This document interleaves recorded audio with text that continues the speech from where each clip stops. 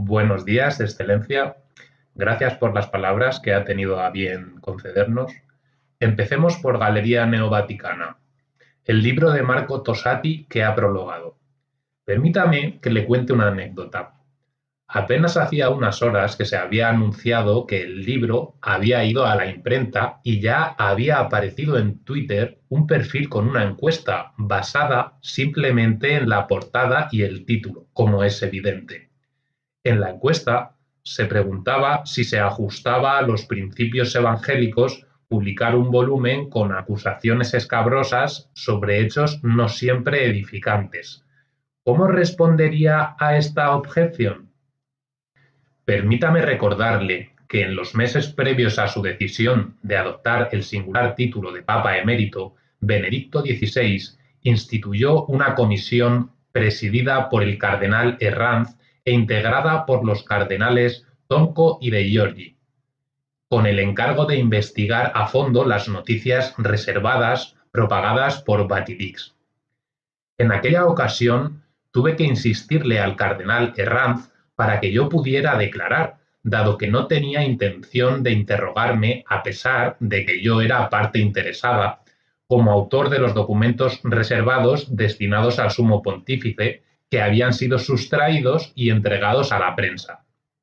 Le entregué un voluminoso expediente en el que rendía cuentas de todas las irregularidades y de la red de corrupción de la que había tenido noticia y a la que había tenido que hacer frente como secretario general del gobierno de la Ciudad del Vaticano. Adjunté a dicho expediente una carta en la que, entre otras cosas, decía: «Me duele en el alma el grave daño ocasionado a la Iglesia con la filtración de tantos documentos reservados. Si hay algún responsable de esos actos irreflexivos, mucho mayor es la culpa de quienes sean responsables de tanta corrupción y degradación moral en la Santa Sede y en el Estado de la Ciudad del Vaticano, así como la de algunos cardenales, prelados y laicos que, aun teniendo conocimiento de tanta inmundicia, han preferido vivir con ella, adormeciendo su conciencia para agradar a sus superiores y hacer carrera. Espero que al menos esta comisión cardenalicia, por amor a la Iglesia, sea fiel al Santo Padre y haga toda la limpieza sea necesaria que él quiere y no permita que se entorpezca una vez más esta iniciativa suya».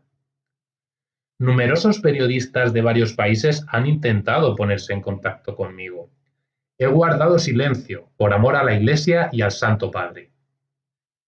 La fuerza de la verdad debe brotar dentro de la Iglesia, no de los medios de prensa. Ruego por vosotros, cardenales, a fin de que tengáis valor para decir la verdad al Santo Padre, a fin de que tenga fuerzas para sacar a la luz la verdad en la Iglesia. Aquella montaña de información, junto con las demás pruebas reunidas por los tres cardenales, habría permitido una operación de limpieza. Pero todo se ocultó y solo puede servir como un medio más de extorsionar a los que aparecen comprometidos en esa documentación, además de ser hace 8 años motivo de descrédito para quien, por el contrario, ha servido fielmente a la Iglesia y a la Santa Sede. Denunciar la corrupción de sacerdotes y prelados ha llegado a constituirse en una obra de caridad para con los fieles y un acto de justicia para con la Iglesia martirizada, porque por un lado pone en guardia al pueblo de Dios, previniéndolo de los lobos disfrazados de oveja y los desenmascara, y por otro demuestra que la esposa de Cristo es víctima de una camarilla de lujuriosos ávidos de poder. Y si son ahuyentados podrá volver a predicar el Evangelio. Quien peca contra la caridad evangélica no es el que arroja luz sobre los escándalos, sino quien encubre esos escándalos. Las palabras del Señor no dan lugar a equívocos. Como se sabe, más allá de la cuestión moral, resulta imposible distinguir en el colapso moral al propio cardenal de la crisis de la Iglesia. A este respecto, Vuestra Excelencia ha hecho en varias ocasiones una crítica coherente del concilio. Le pedimos una aclaración más sobre este punto. En una conversación con Sandro Magister, Vuestra Excelencia ha afirmado: la fábula de la hermenéutica, si bien es digna de crédito por su autor, no deja de ser una tentativa de atribuir la dignidad de un concilio a lo que ha sido una verdadera trampa para la Iglesia. Podemos aclarar, por tanto, que el problema no se puede calificar como algo sucedido después del concilio, sino en el concilio. Dicho de otro modo, ¿el momento decisivo del proceso revolucionario tuvo lugar en el concilio y no en el posconcilio? ¿La responsabilidad habría que achacarla no solo al espíritu vaticano segundista, sino también a la letra? No veo cómo se puede sostener que haya habido un presunto Concilio Vaticano II ortodoxo, del que nadie ha hablado durante años, traicionado por un espíritu del concilio al que todos elogiaban. El espíritu del concilio es lo que lo anima, lo que determina su naturaleza, su particularidad, sus características. Y si en el espíritu es heterodoxo, mientras los textos conciliares no parecen ser heréticos en cuanto a doctrina, hay que atribuirlo a la astucia de los conjurados, a la ingenuidad de los padres conciliares y a la connivencia de los que han preferido mirar desde el principio para otro lado en vez de tomar postura condenando a las claras las desviaciones doctrinales, morales y litúrgicas. Los primeros, que eran plenamente conscientes de la importancia de meter mano a los textos conciliares a fin de que se pudieran utilizar para sus propósitos particulares, fueron los cardenales y obispos progresistas, en particular alemanes y holandeses, junto con sus peritos. No es casual que se ocuparan en conseguir que fueran rechazados los esquemas preparatorios redactados por el Santo Oficio y desecharan las propuestas del Episcopado Mundial, entre los que se encontraba la condena de los errores modernos, incluido el ateo comunista. Consiguieron igualmente impedir la proclamación de un dogma mariano por ver en él un obstáculo al diálogo ecuménico. La nueva dirigencia del concilio fue posible gracias a un auténtico golpe de mano, al papel destacado del jesuita Bea y al apoyo de Roncalli. De haberse mantenido los esquemas, no habrían resultado posible nada de lo que salió de las comisiones, porque habían sido esbozados según el modelo aristotélico tomista, que no permitía formulaciones equívocas. Hay que dirigir, pues, el dedo acusador contra la letra del concilio, porque de ella surgió la revolución. Por otra parte, ¿me podría citar un solo caso en la historia de la Iglesia en que un concilio ecuménico haya sido formulado deliberadamente de un modo equívoco para que lo que se enseñaba en sus actas oficiales fuera más tarde subvertido y contradicho en la práctica? Ahí lo tienen.